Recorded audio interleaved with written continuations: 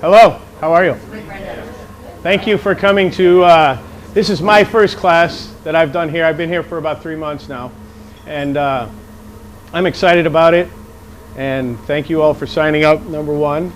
I'm going to explain what's on the table in front of you and how this is all going to somewhat work. We're going to start with the tuna that's right in front of you. You'll see a recipe for the spicy mayonnaise, okay? It's a sesame seared tuna, which I'm going to demo here in a second and show you how to do that. If you don't know, I was a chef at Blackstone for about 5 years. It's one of our bigger selling dishes was the tuna, and it's such a simple preparation. I wanted to show you how to do it so you can do it at home. Okay, very simple. But the tuna, it's got black sesames, white sesames, and a little bit of teriyaki and a spicy mayonnaise. Okay? What else you have on the table? You can start whenever you want. There's no formalities here, okay? Except when the food comes out, you have to eat it. Also on the table, you'll see the tomato basil salad and more spicy mayonnaise. Similar, exactly what's on the tuna right now. I'm going to make a beurre blanc, which is a white butter, which will go with any fish as well, okay? So pretty much that's where I'm going to get started and show you how simple it is to go ahead and make a beurre blanc. I think I have a recipe on there too. If you like to follow along, or you don't have to, you can just watch how I'm going to make it. We're going to start with some white wine, some diced shallots,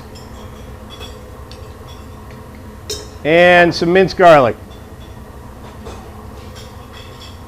Okay? What we want to do is just get the white wine, the shallots, and the garlic reducing down till it's almost dry. So set that aside. It's ready to go. Got a non-stick skillet for our tuna. You can see it's starting to smoke a little bit. And once you get that light smoke, I have some olive oil here that I'm using. Once again, you're going to see how simple this tuna is to fix. All I did with the tuna steak here was just coat it with black and white sesame seeds. Okay? One thing I am missing. There it is. Very simple. Just going to put it in the hot oil, and I'm going to bring it over and show you what you're looking for as far as how to cook it. But you can't really call it sushi, but it is raw. Okay? It's just lightly seared. Just go ahead and crisp up the sesame seeds is what you want to do.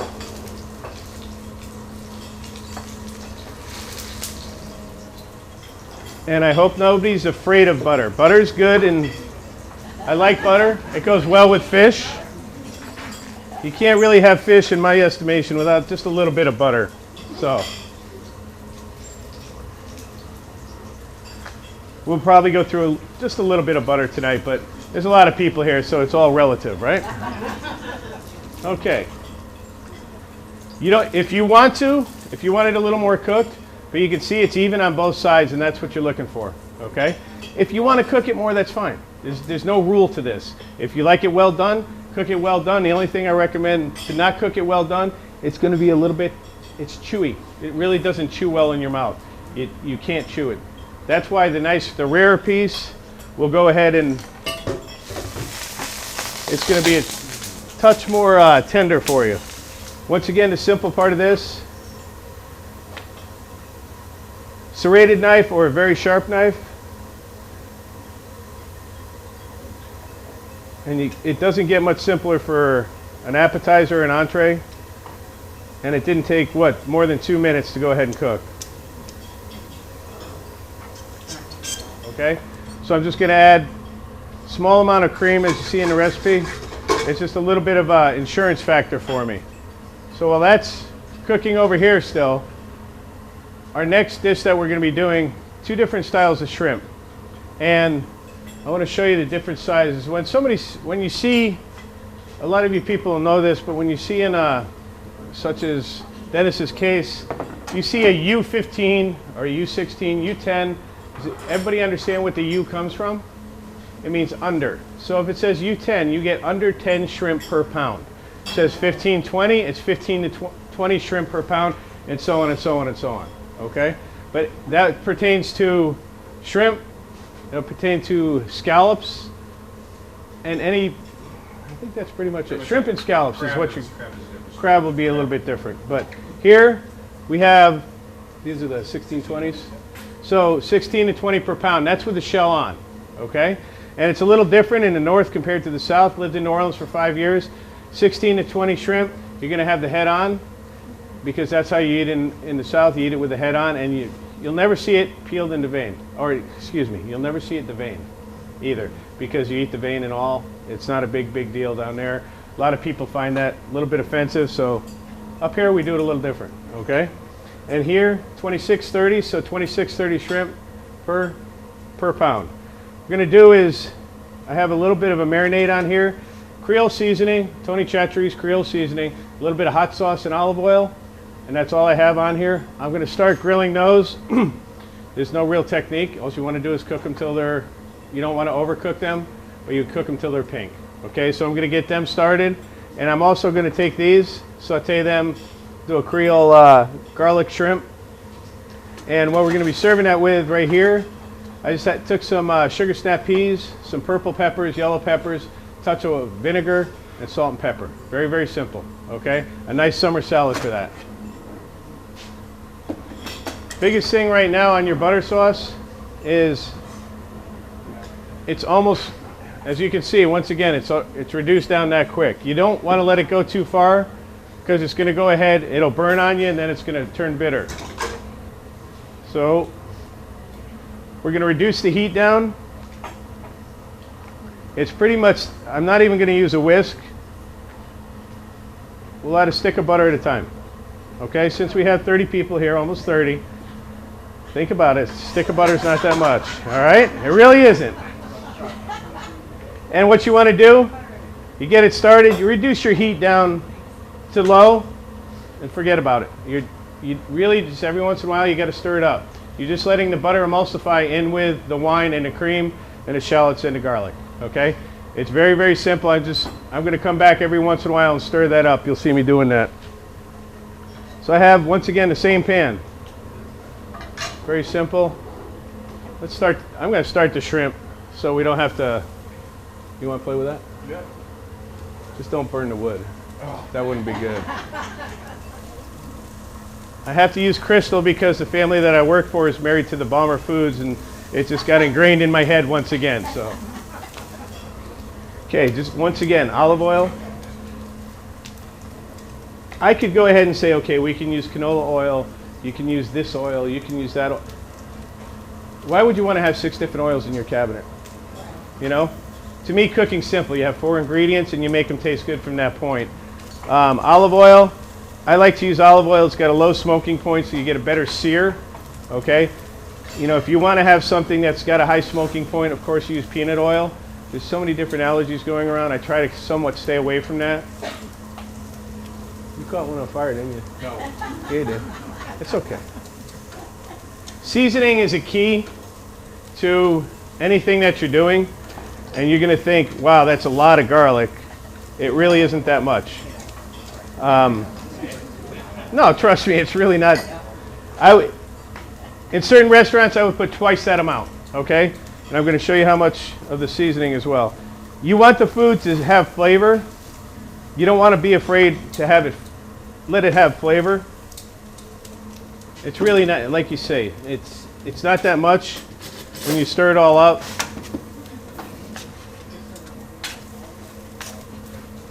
You can't even, well, I'll stir it a little bit more. It just has a little pink tinge to it, and it's not going to be spicy. It's going to have flavor to it. I'm going to do it in a couple batches. If you overcrowd your pan, you can see I got a nice smoke to it, and Dennis is going to get burned if he stays here, so I probably will wait for him to move. If you put too much in, of course your pan's going to get cold, okay? So I'm only going to do about half of these at a time, and then we can get you guys started on eating. And it's going to cook real fast. No.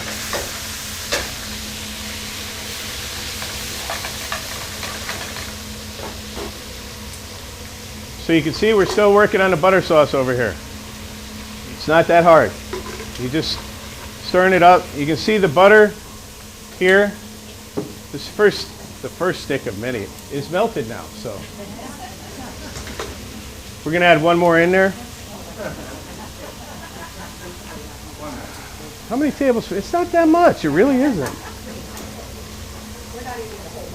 I've been in jobs where it's 14 pounds of butter for one sauce. So this is nothing. It's really not that bad. But that's when you're serving 400 people or so. So it's a little different.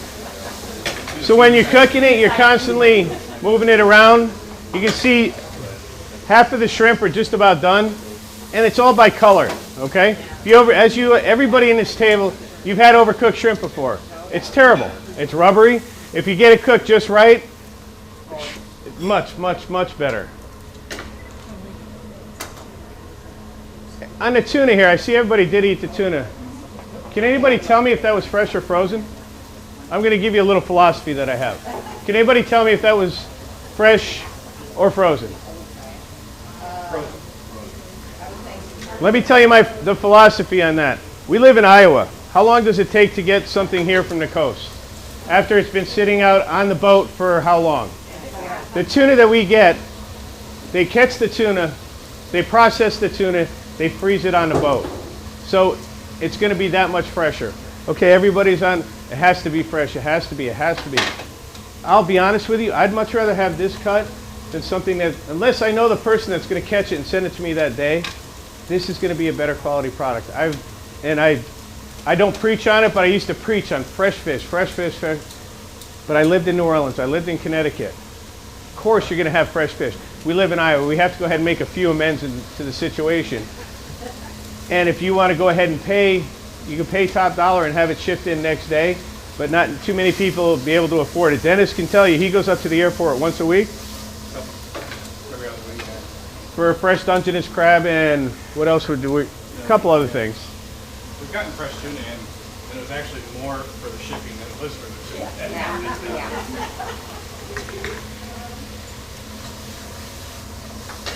tuna. All right. Now your first batch, my first batch of shrimp here is pretty much done. I'm going to show you what you're looking for. Okay, it's going to cook a little bit more since it's going to be about another half a minute or so for Dennis to finish up. I'm going to pop them right there, and you can sit there and salivate for a second. Once again, it's simplistic. So many of these things that we're doing tonight, they're simple, but I mean, like with tuna, you want to do swordfish, sesame crusted, do swordfish that way. It's designed, for a steak fish. Anything that you want to serve rare, recommend to do it that way. Okay. If you do cook it a little bit, once again, swordfish, you want to cook that a little bit more than your tuna. Speaking of swordfish, everybody figure out that's a swordfish head there. We got a whole swordfish in. Like I said, I'm from the East Coast originally. I've never personally seen a sword on. The way that, and if I'm telling you something, I'm sorry, but I'm excited about it, and I'm going to mount it on my barn at my house, okay? What the swordfish do, they'll swim along. This was with the sword, is about 8 foot long, but that's about 3 foot of sword there. They'll swim through a school of mackerel, and they'll just decimate these mackerel, cut them all up. And if you look inside, he doesn't have any teeth. He just swallows whatever he's cut up whole, and that's how he processes it. It's amazing to watch if you've ever seen it. My dad used to be fish for swordfish, and he said they're pretty much one of the most voracious fish. When they get into a school of fish, they'll just decimate the whole thing, and they'll just eat till they can't eat anymore. But it was really, really exciting. I don't know if you saw the picture of Dennis and I playing with the fish. We caught it. It was kind of fun. But I think it looked really neat on a barn, and I can honestly say I don't think anybody will have a mounted swordfish head on their barn in the state of Iowa. I say, I can. My wife thinks I'm nuts, but that's okay. One of the reasons I've been here for 3 months, and it's kind of my job to do things such as this, but before I worked here, there is only one place that I'd buy fresh seafood, and that's here. And not to go ahead and knock anybody else or put any other place down. You walk by the seafood counter here, do you smell any fish? Yeah. Okay. And that's all because of him, and the reason why you smell fish is it's the protein that exudes out of the fish. If you don't clean it, that's what stinks.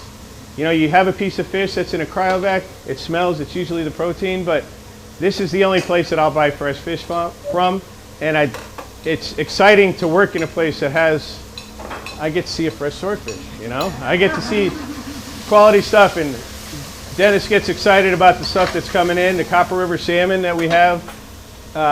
You just can't beat. It's probably the best salmon I've ever had, okay? Okay, you can see, I'm gonna bring the butter sauce over again. It's got a nice consistency to it. I'm gonna let you enjoy this. We'll have this with our last few fish dishes that we're gonna be doing, but you see I've never even stirred it yet. I'm adding butter as I go. It's very, very simple to do. So there's nothing intimidating about it. Our next dish that we're gonna be doing while you're eating this, I'll talk you through, is we're gonna do squid. A little bit different than you've had it before, or you might have had this. Every place you go, you see fried calamari, okay? Every place. I want to do something a little different. If you've ever been to an Asian restaurant, squid, it's similar to what you would have in an Asian restaurant with black bean and garlic, okay? And a little bit of rice. But to me, squid is one of those underutilized. Everybody's afraid of it because it's got little tentacles and things such as that. It's the most, what did I say last time? I can't remember. There's more squid, more species of squid in the world than there are insects. I read this the other day, and are you kidding me? So I did a little more research on it, and there's so many different species of, I guess I should say cephalopods. Cephalopods is a better word, and it sounds cool too. So this is going to be rather simple. I'm just going to go ahead, a little salt and pepper with the squid. I'm going to saute it in some sesame oil. I already have, you can use a black bean soup. It's a basic black beans with garlic, onions, a little bit of sherry, and a touch of sesame, okay? I didn't put any butter in that. You could put butter in it if you're not having butter everywhere else, so. Once again, I still only have the same pan. I just keep recycling the same pan. I'm trying to show you how simple it is to do this stuff. There's nothing exotic about it. You season it, you cook it right, it's going to be good. You don't have to go ahead and get these special ingredients that are going to cost you ridiculous amounts of money and you can't find them, except at Hy-Vee Waterfront, of course. But I'm probably not going to do all the calamari. That's an awful lot that we have here. We got about 6 pounds. So these are just the tentacles, not the body? No, what we have here, it's called tubes and tentacles. The squid will come in, I don't think we have any on there, but the squid comes in with the whole tubes and the tentacles, and they're pretty much separated, and you'll just go ahead and cut the tubes. They're elongated such as this, and you'll just cut them this way to get the rings, okay? And then the tentacles are gonna cook up just fine. A lot of people, oh, I don't like the tentacles, I'm not gonna eat that. I don't see the difference. The flavor's the same. You're not gonna have much difference in it. It just kind of freaks people out. If you've ever been fishing and got bit by one of these, you don't have a problem going ahead and eating his tentacles. So once again, hot pan.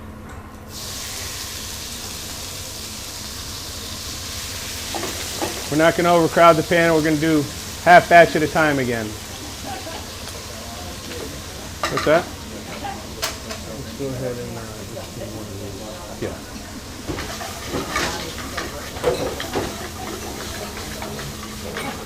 You can see they were flat. I'm going to come over here every once in a while. They're going to start curling up. They're going to turn into rings. Once they start cooking, they firm up. Calamari, once again, same as shrimp. If you overcook it, it's just like a rubber band, okay? You don't want to, definitely don't want to overcook it. But you can see the color's going to change as well for the tentacles. They go from that dark purple to a little bit lighter pink color. You can see right here. And they're not going to be gooey. Is that a good word? I don't know if gooey is a good word or not. They're going to firm up for you. That's what you're looking for. Yeah, I'll go ahead and I'll put the black bean in there. You can see how that, it went from that slimy little thing, now it's ready to go, okay? No, it jiggles. And if you don't like calamari, I'm not offended. If you don't want to eat this, that's okay. It's about halfway there now. I'm going to go ahead and add my black beans to it and just basically bring it back to a boil. I think we'll do the same, 5 stacks. Okay, Nicole?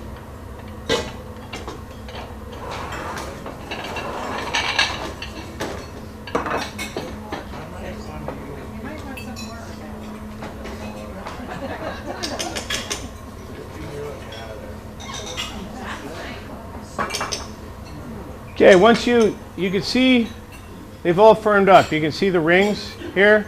They're nice and firm.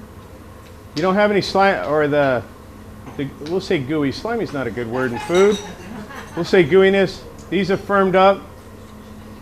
It's nice and hot. You put your hot black bean sauce on there. You use white beans if you want. I just find this, I like black beans a lot. They have a little bit different flavor than the other beans. So we'll get you started on that. The rice that I made, it's a basic rice pilaf. Some green onions, celery, onions, red onions, excuse me.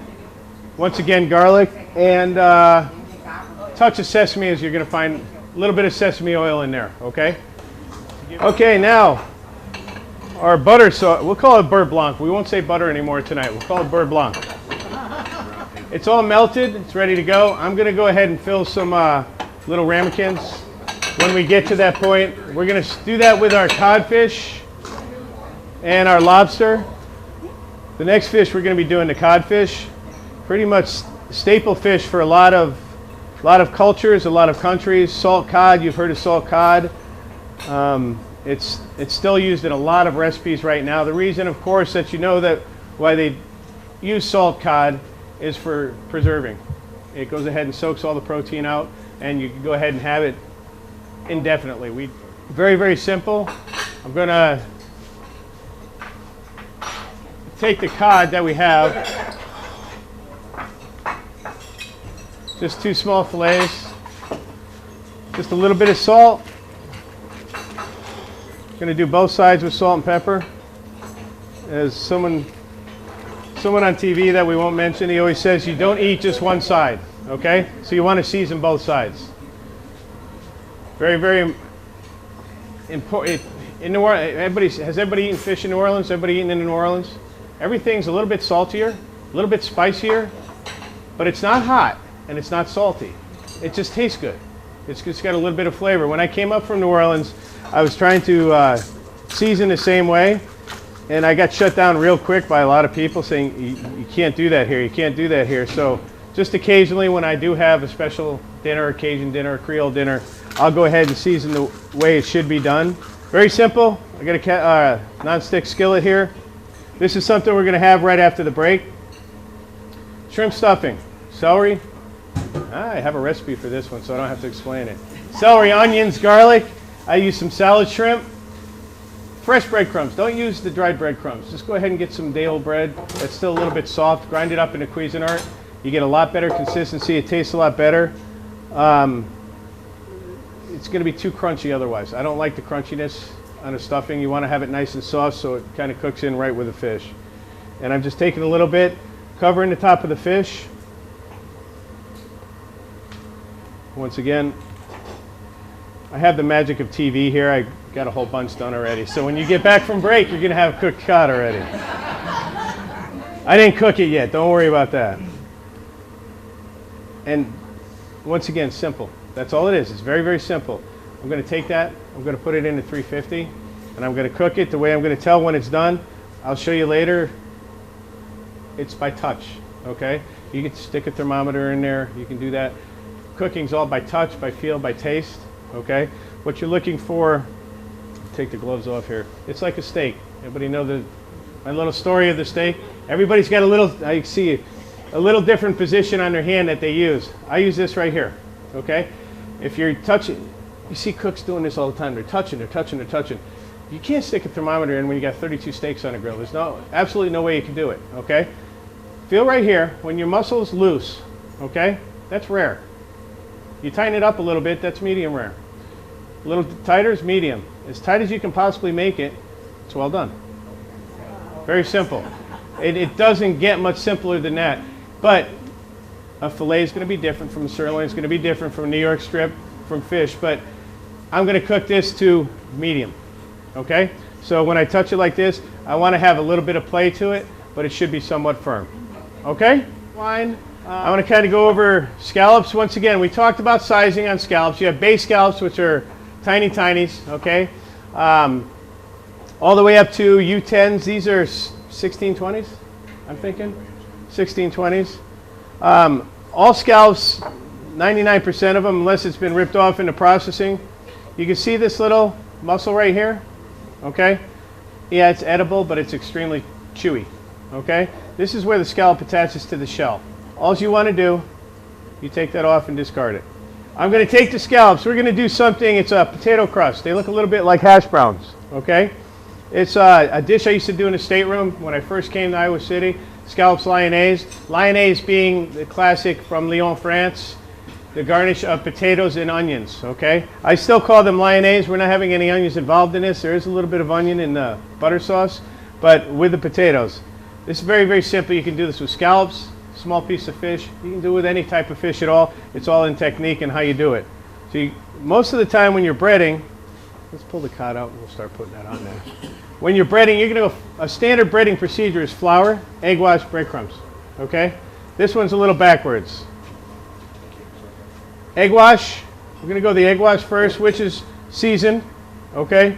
Our flour, once again, it's seasoned as well. You see what I'm doing here? I'm new with the mirror, so if I'm not right, just tell me to move around a little bit.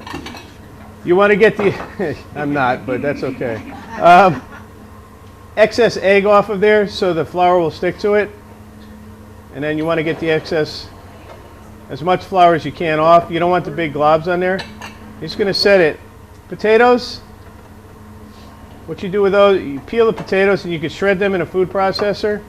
I have it's one of my favorite tools ever. It's the mandolin. It's a $200 little piece of stainless that cuts all different ways.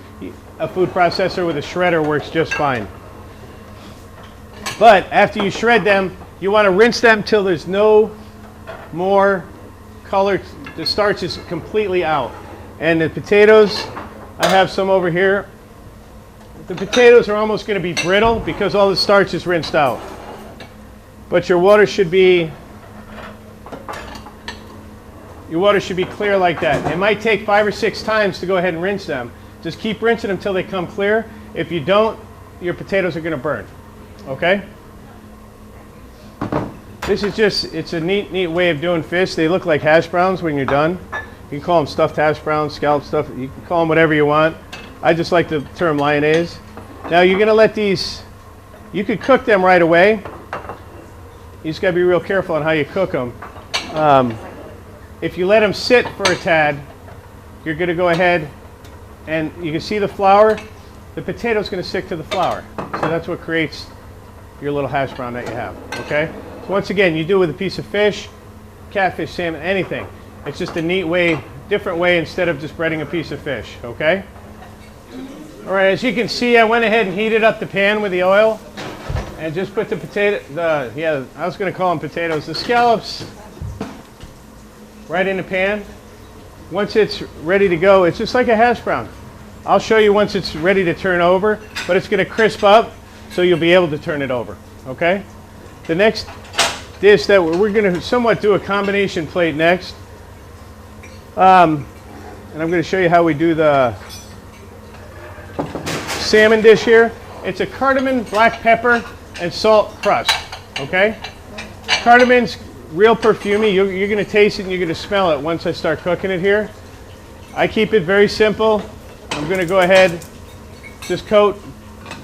It's about equal amounts is what I used here of black pepper and cardamom and twice the amount of salt. So ratio wise, equal, and then twice on the salt. Depending on how much you like the cardamom, I only did the one side because it's pretty strong. It's got a real perfumey texture to it. If you want to do both sides, We'll do both sides on this one. All right, you can see it looks like a hash brown, right? Now it's time to turn it. And it really doesn't get much harder than that. Cook it till it's brown again, and then it's done. It's ready to go, okay? When you're cooking any type of filleted fish that doesn't have the skin on, you're always gonna put the fish in a restaurant, you always put it skin side up, okay? See the difference in the two sides. Skin side's gonna be flat. Of course, that's where the skin is, okay? That's where it's been filleted off. And then the fillet side is gonna be a little bit rounder. So you wanna put it skin side up. The reason for that, you wanna touch the fish the least amount of times as possible. You should cut the fish, basically season it, cook it, put it on a plate. By the time we get it, I'm sure it's been touched a few more times than that here in Iowa, but that's what you're striving for. Touch the fish the least amount as possible and just let it cook. Let it do what it needs to do. If I keep sitting here messing with it, I'm kind of cheating a little bit because I have nice brand new non-stick pans. But if you have a saute pan, the heat's extremely important. You have to heat right. If you sit there and start messing with it, the skin that forms, it sticks. Why does it stick? Because you didn't let it cook. Same thing with grilling anything. You turn it too quick, it sticks. You have to let that caramelization process happen, okay? So that's what I'm gonna do here with the salmon. Okay, so what I did, it's just got a little crust. You can see that it just started to caramelize. Now I'm just gonna finish cooking it in the pan, okay? I have the magic of TV. I went ahead and prepped some and I got them in the oven right now, okay? And that's what we're gonna go ahead and have later. But just finish cooking it on the oven or on the stove, and you're gonna go by touch. You can see, you can't see touch right now, and I don't want you all coming up poking the fish, but it's still rare, all right? It's still rare when it's medium. I'm gonna go ahead and take it off and it'll be done, okay? Lobster, cold water lobster. Pretty much, I think, literally one of the best things you could possibly eat in your life, okay? Maybe it dates back to when I was a kid that Dad come home with lobsters and he was just, look, we got lobster, we got lobster. It takes me an hour to eat a lobster. Everybody usually, they just eat the tail, the claws. Sometimes they don't even mess with the knuckle meat. You have meat inside here. You pull this apart, it's just like a crab. There's meat all throughout here. You go up underneath in here. Once I cut it open later, you'll see that there's meat under here, there's fat. If it's a female, which I'll show you how to tell the difference on that, you'll have the roe, which is fantastic. You have the liver, the tamale. It's all part of it. You put that all in your butter, and then you end up dipping French bread into that butter at the end. So, what you're looking for to tell if it's female or male. These first two feathers here, or first two fins, on a female, the pepper's getting you from that cardamom, isn't it? These will be hard on a male, okay? On a female, you're gonna see they're gonna be similar to this. They'll be almost like feathers, but on a male, they'll always be hard. Preferentially, you probably want a female. The only reason you're gonna say that, and someone's gonna get mad at me, but their tails are a little bit wider. And they are. There's a little bit wider, there's a little bit more meat. But the main reason, am I okay? You're okay. The main reason is if they do have the roe, that roe is fantastic. It's gonna be that dark green if you look at it, but when it cooks, it's gonna be the color of your recipe card. And that's the eggs, and that's where all the flavor is, I think. You make sauces out of that when it's raw, it's just spectacular. Now, squeamish, if not, I'm sorry. Everybody says lobsters go ahead and scream. There is no screaming involved. They're airtight, okay? When something's airtight, when it goes into heat, it's gonna expand. So what's gonna happen? The air is gonna rush out. So if you hear it scream, all it is an air pocket and the air is rushing out. So it's not gonna scream. I put its head in first, it's done. We're on the top of the food chain, it's not gonna hurt you. That's all there is to it. You don't, once again, if you like lobster and you've never done that before, don't feel squeamish about it. It's just, that's what it is. That's all you have to do. You put a hole in them, look at the protein coming up. Oh, wow. Isn't that weird? Oh, I showed Dennis something. No. I'm just going to show you guys something. He's got a slight crack. You see he was still alive, okay? He's got a slight crack. See the white coming out there? All that is protein and fat, okay? So it's really kind of weird. It's like a volcano. Yeah, it looks kind of strange, but we're going to put him back on. He's not completely gone yet. So like I said, I don't feel squeamish about doing that. Never have. Maybe next seafood class I'll show you open heart surgery on him, but I won't do that this one. I don't know you guys enough, okay? Well enough. I'll take those hard Okay, I did turn it over one time. See, you have a nice caramel crust to that. Okay? And there's nothing more simple than that. It's just what spices. Once again, you don't like cardamom? Don't do it with cardamom. You like cumin? Do cumin on it. Do chili. It's cardamom I like because it's just a little bit different, and that's the fun part of it. Once again, thanks to Dennis, I have the magic of TV here.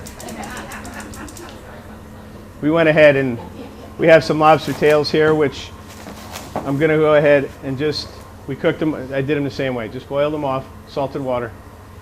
Everybody asks, okay, how many minutes per pound? Okay, 12 to 15. We did it when we did our other class. We did a class with the employees here. 12 to 15 minutes for the lobster is how long it took. But you know what? I'm going to show you what you're looking for on the underside. So, okay, 12 to 15 minutes. Does your burners is as fast as mine? I don't know. I don't have a clue. Okay, it's the feel. Once again, it's the feel and knowing what you're looking for instead of looking at a recipe and saying 12 to 15 minutes. Okay, it's 15 minutes. I'm going to pull it out. Well, it's not done. Okay, it's not done. Put it back on. You know, that type of thing. So I'm just going to heat the lobster meat up. And while you guys are eating, I'm going to show you how we basically take a lobster apart. Okay. Now, what we're looking at on the lobster, he's not quite there yet. I'm looking for that white protein. It was kind of nice to see that come out. That's going to coagulate, and it's going to come out the bottom where the legs are. Okay? You're going to see a little bit coming out. When it starts to coagulate, pull it off. Because what's happened, once you start coagulating the protein, it's going a little bit too far. But you want to catch it just as it's starting to come out, because fish proteins are going to coagulate at different temperatures. And so the more you cook the protein out, the less flavor you're going to have. Okay? I worked in healthcare at one point, and that was, you had to bring the fish up to 160 degrees according to the health standards. But if you cook a salmon over 120 degrees, you're going to leach out all the protein out of the fish, so it's going to be dry. So my recommendation, don't order salmon in a hospital. Okay, just don't do it, because it's not going to taste real good. It didn't when I was doing it, and I wasn't real proud of that one dish there. So, but you can't argue with dietitians, and I never will again. So. I may be out of luck on this one because you saw all the proteins already came out on this side because he had a hole in it. I'm looking at the color. Another way, you want to cheat a little bit. I used to do this in the restaurant. You don't want to serve something. If you can grab it when it's hot enough, just take the tail off and take a look. The meat's cooked. Okay? That's usually what I'll do if I'm not quite positive. The meat's cooked. We're ready to go on that. Okay?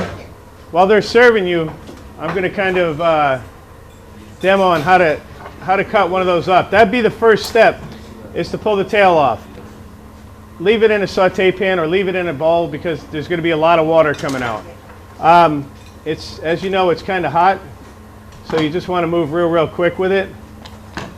Just go against the body and pull it this way when you're taking them off. Okay. Your next step, you want to get the knuckle meat. So go against it, it's going to come right off, okay? Go against it, it's going to come right off. This here? Yeah, okay. It's in my way again. You're going to hit me before the end of the night. I'm trying. All right. Okay, so you have your claws out. This is where a lot of liquid's going to come out as well. Can you see? This work? No. All right. You want to go down? Down with it, get the crack, come back, and almost, I did good that one. So you have that little flank of meat there, okay? See how much liquid came out? Try to keep the liquid off your hands. It's really, really hot. You see how much is coming out? Once again, if you're not familiar with a lobster, this here is the picker, and this is the crusher. It'll crush its prey with this here. As you can see, it's going to be a lot more powerful. And then he's going to come along, and he's going to pick it apart. They're usually off center, as you can see a little bit, so he can pick apart anything. But that's my own little fun thing there. That way, and then just you're working it off, so you can go ahead and have that little piece there. Then what you're going to do, nice sharp blade, you're going to come straight down. You're not going to go all the way through. Okay? Just go like that.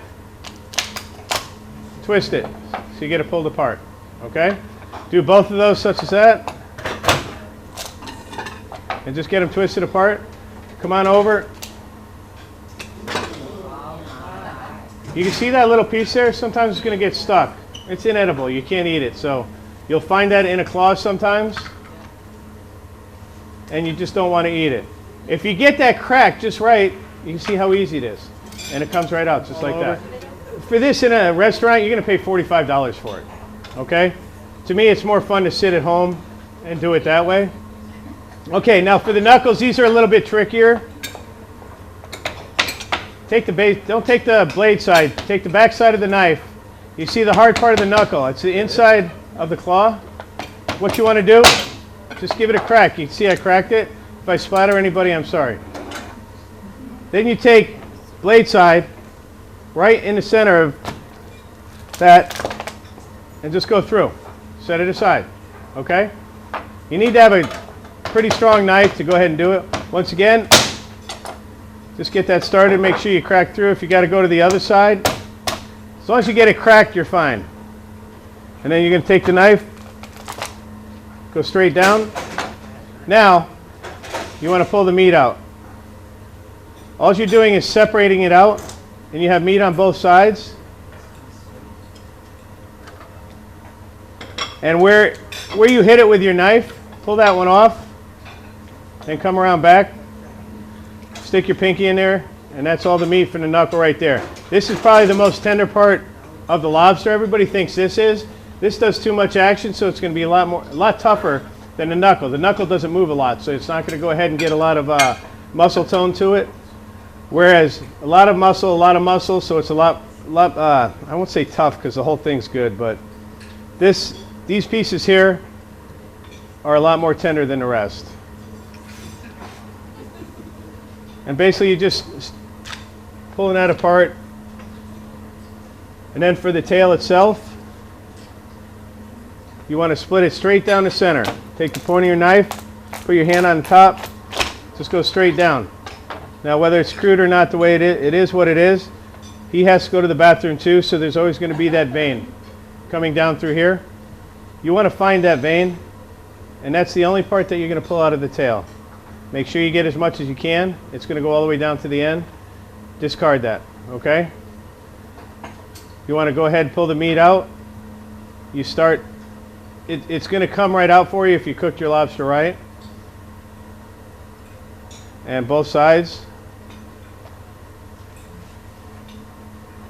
And then if you want to get fancy, what I do is I usually put it up like that and have some fun with it, and you could go around on the backside with the tail and everything. But sit down, and there's meat all throughout this lobster, okay? You can see the orange or the red here. This is all fat and meat. Put that in your butter. That tastes really, really good. You could also break down and get really, really into it. This is all meat in through here. All these little knuckle joints have meat in them. Everybody just takes this part right here and doesn't realize all that's left here. These, I'm going to show you something here, just with my knife, if I can get it out. A little bit of sweet meat in there. Usually what you'll do, and I'll go wash my hands when I'm done, but I got to have this. You take it and just take your teeth and nibble up on the end, okay?